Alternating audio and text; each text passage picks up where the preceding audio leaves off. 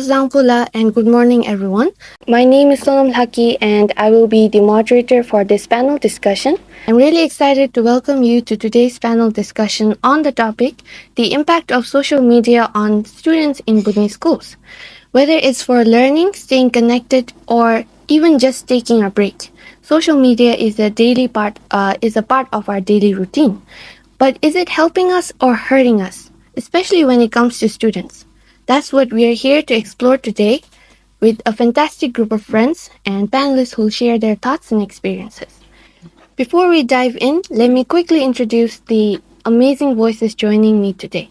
We have Pema Yezer, who will focus on body image and peer pressure. We have Diki Yangden, who will look into academic distractions and will discuss how parents and schools play a role and support the use of a responsible use of social media. Then we have Kezang Thamo, who will explore the effects of social media on mental well-being. Then we have Cheki Wangmo, who will bring up the challenges of cyberbullying and addiction. She will also speak about misinformation and classroom distractions. Then we have Diki Yangzum, who will suggest solutions and strategies to deal with these impacts. Kinga Choden, who will talk about the positive influence of social media in education and communication. She will also speak about how social media supports creativity and self expression. Let's start on a positive note.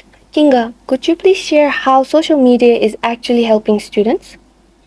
Thank you, Lucky, for the question. While we often hear the negatives, I think it's equally important to recognize the positive sides too. Social media, when it's used the right way, it's an incredibly powerful tool. For students, it offers unlimited access to knowledge, and platforms like YouTube, Quora, and even TikTok have creators who can explain complex topics in fun and understandable ways. So, for example, I used to follow a Bhutanese page called SLD World, which is run by one of the Bhutanese teacher in Bhutan. So there she explains complex biological concepts into much simpler and fun way. So in a way, it helped me understand biological concepts much simpler, and it also helped me improve my grades. Social media also help us stay connected, especially for students who are studying in remote schools and in a situation such as pandemic. During the pandemic, it's our only way to share notes, clarify doubts, and attend online classes. It can go beyond academics as well. It helps us in building confidence. For example, a shy student might not speak much in class, but they might post a poetry video or a painting online. So they get positive feedback and it will help them in boosting their confidence. So I feel that if students are guided properly, social media can actually empower them to explore their interests, share ideas, and build meaningful communities. Thank you, Kinga. You've highlighted some of the wonderful ways how social media can benefit the students. However, this constant connectivity and creativity can also have a flip side. Kezang, could you please share your insights on the effects of social media on mental well-being? Thanks, Sonam.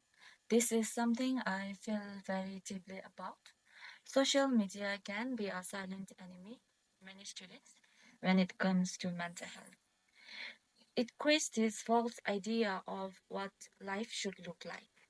So you see your friends posting pictures, wearing nice clothes, going to cafes, and you start wondering, why is my life not like that? This comparison game is very dangerous. I've had friends who felt like they were not enough because they do not have the perfect skin, the latest phones, or a big friend circle. So it really causes anxiety and feelings of isolation. And because we do not talk about mental health openly, it often goes unnoticed. Also, the constant need to be online or available can be exhausting. Even late at nights, we are checking our notifications, answering the messages, and we do not give our minds any rest. Social media can really affect our sleep, peace of, peace of mind, and emotions. Thank you, Kezang. Picking up from there, Diki, What have you noticed when it comes to academics and social media? It's a double edged sword, Sonam. While it can help with learning, it can also be a huge distraction. I have personally experienced this. I would start studying with a plan to revise the chapter, but then open Instagram for a quick check, and suddenly an hour is gone by watching reels or chatting. It's not just about lost time, it's about lost focus. When we're constantly switching between apps or study materials, our brain doesn't get enough time to think properly.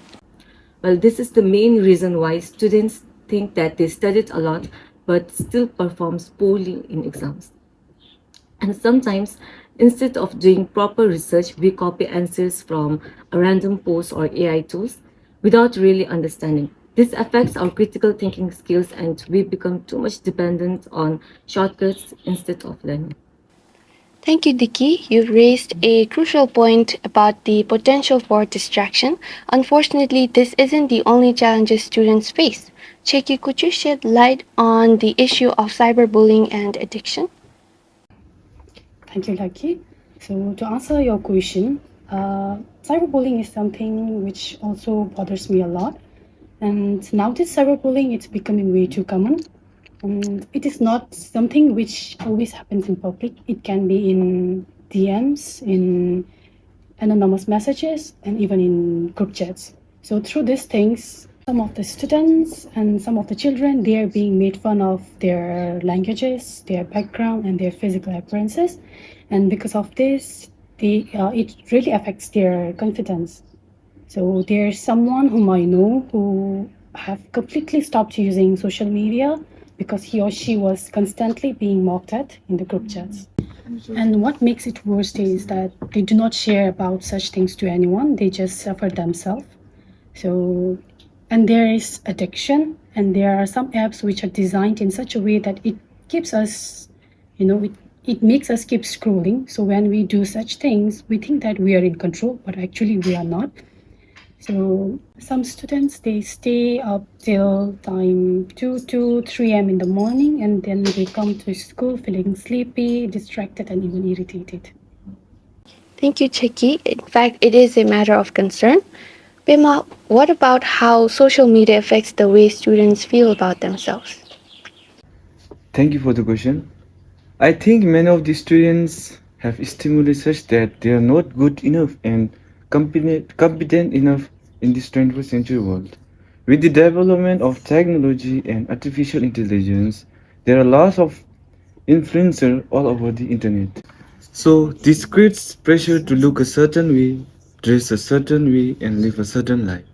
So some students even skip meals or try dangerous diets they find online. So we need to remember that life is not an Instagram to be played with. It's messy, beautiful, and perfectly imperfect. Wonderfully said, Bima. Thank you. Cheki, what are your thoughts on misinformation and classroom distractions? I think social media is full of fake experts who provides wrong information or wrong advice on everything, starting from health to history. And the problem here is that students they do not know how to verify those facts. They believe in everything that they see, especially if those informations are given in some cool reels or in viral post. So this is how misinformation and confusion gets spread. Use of mobile phones in classroom is also another big issue here because some students they tend to be using calculators on their phone but actually they are watching some videos or some reels on their phone, and this is some kind of disrespect towards the teacher, and it also affects the overall concentration of the classroom. So I think digital literacy it should be a subject on its own in which we are taught how to use technology efficiently and smartly. Thank you, Cheki. Um, Now let's talk about how social media is a place for creativity. Could you speak a little on that, Kinga? Absolutely, Lucky. I think it's one of the best platforms for students to explore their talents. I've seen my classmates start their own mini art pages, poetry reels, cooking tutorials. I'm sure you must have done as well. So it's not about being famous, it's about finding your voice. I remember I once posted a short animation which I made using a mobile app. It didn't go viral, but a few of my friends appreciated it. So that encouragement meant the world to me. Social media also gives us space to express ourselves in a way we may not feel comfortable doing it in person. For example, some students who struggle with public speaking, they can write blogs and captions. So it also teaches them digital skills such as video editing, design, and content creation, which are more becoming more important in this modern world. Thank you, Kinga. Now, Diki, what role do parents and schools play in all of this? Well, I believe that parents and schools are our first guide. Instead of just banning phones or scolding us, parents should have open conversation with us. Ask why we're always online and try to understand what we're going through. Schools can even do more. They should have sessions about safe internet usage, teach us how to handle peer pressure, and show us that it's okay to take breaks from social media. If we feel supported, we are more likely to make healthy choices. Thank you, Diki Yangdin. Now, finally, Diki Yangzum, what are some of the things that we can actually do to manage the impact of social media on the students? Thank you, Sonam. I think it's all about balance. We don't have to delete all the apps. We just have to control how we use them. Maybe we can set a time limit, turn off the notifications, or have no phone during study hours or family time. We should also follow the pages that inspire us, not just entertain us, and support each other. If you see someone getting bullied online, stand for them. If you feel stressed, talk with them. So let us use the social media to connect, not to compete, to learn, not to compare. So that is the way forward. Thank you. Thank you, Diki, for the wonderful advice. And thank you all so much for your thoughtful and honest views.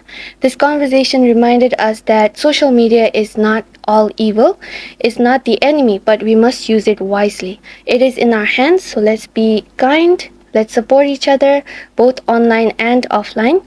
Thank you for watching.